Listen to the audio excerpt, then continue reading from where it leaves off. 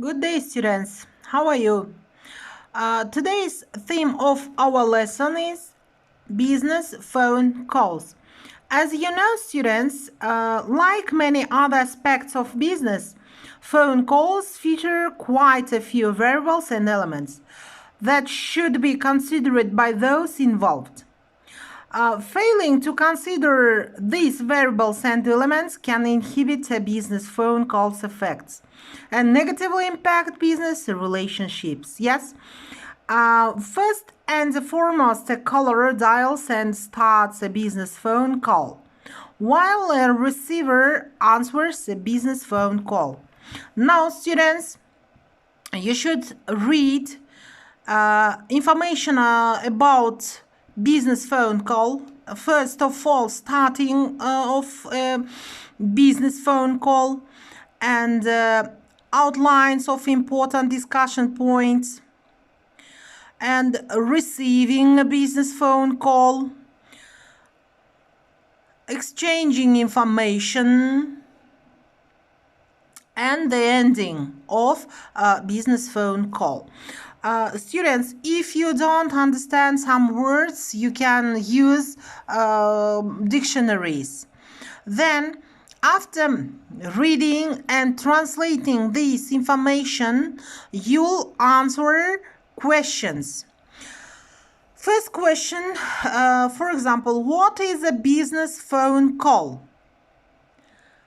And the answers. You see, yes? Then, question number 2. Whose job is it to outline a business phone call's conversation topics? And answers. Question number 3. What is the purpose of small talk? Question 4. What type of information should be exchanged? And the last question 5. How should one ask a caller to repeat something?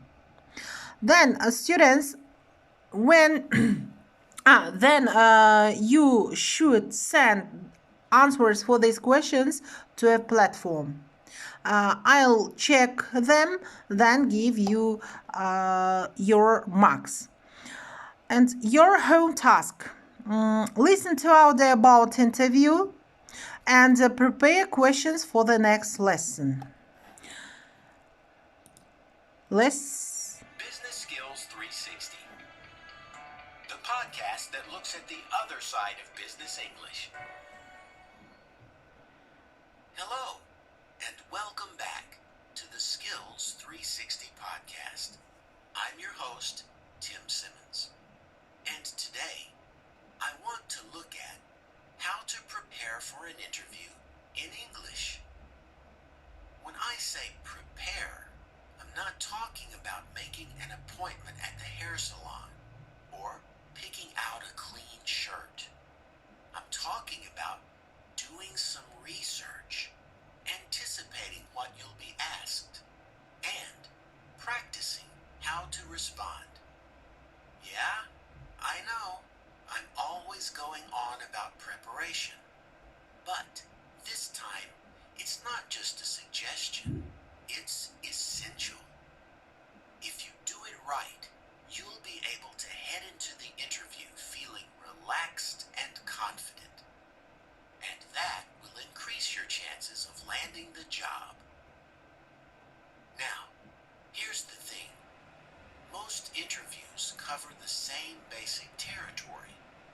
Sure, you might get a couple of curveballs, but for the most part, you can predict what questions you'll be asked.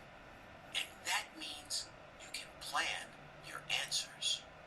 I don't mean script your answers. It's pretty tough to appear authentic and natural while delivering a memorized response.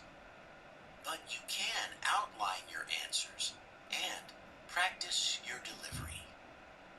So how do we go about doing that?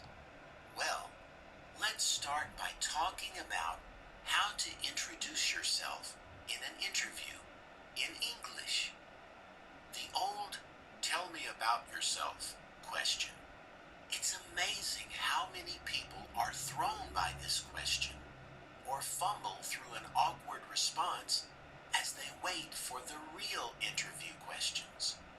But first impressions are important, and you need a good answer for "Tell me about yourself." My advice is to keep it succinct instead of rambling on. Keep it professional, but show passion.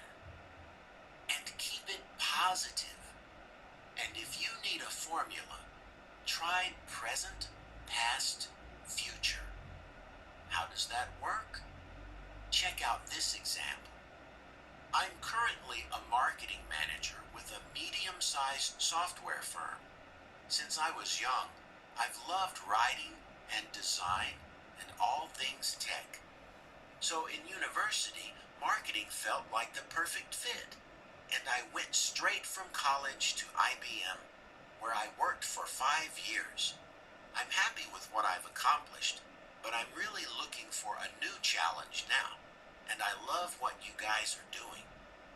In that example, you heard me mention my current position, my educational and work background, and the change I want in the future. If you master your "Tell me about yourself" pitch, you can practice responding to the next most common English interview question. What are your strengths? First, a don't. Don't give them a laundry list of random skills. Like, well, I'm good at communication, organizing, teamwork, and I take the initiative all the time.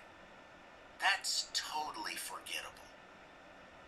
Instead, choose 2 or 3 important strengths that relate directly to the position you're applying for. Choose ones that will set you apart from others and give some evidence. So if you're applying for a marketing manager position, you might say, "People tell me that I'm a creative manager. I can motivate a team and make people feel appreciated. For example, our team recently tackled a tough project for a really demanding client." And did you notice that I said, "People tell me that I'm a creative manager"? It's not just your opinion. You're telling them that other people think so too. Now, I wouldn't necessarily take the same approach to the next type of question you're bound to face, and which you probably dread answering, the "What are your weaknesses?" question. Yes, you're sure to get this question in a job interview, so you'd better be ready for it. 3 bits of advice. First, don't choose something that's actually a strength. I'm talking about the old, "Well, sometimes I'm too much of a perfectionist." They've heard that before. It doesn't fly anymore. Secondly, choose something that isn't central to the position you're applying for. Thirdly, talk about how you've worked to improve this weakness. Let's say you're applying for a marketing manager position and you're asked about a weakness. You might try something like this. "In the past, I've struggled with public speaking. Giving presentations to large groups of people at a conference, for example, is a real challenge. That said, I've joined Toastmasters and I've been working hard to develop more confidence with this." Other good weaknesses to talk about? Being patient when working on a team, delegating responsibility, giving feedback, or analyzing data. If one of those isn't central to the role, it could be a good one to mention. All right, how about a quick recap of these tips? First, practice a good response to "Tell me about yourself." That's professional, passionate, positive, and succinct. Second,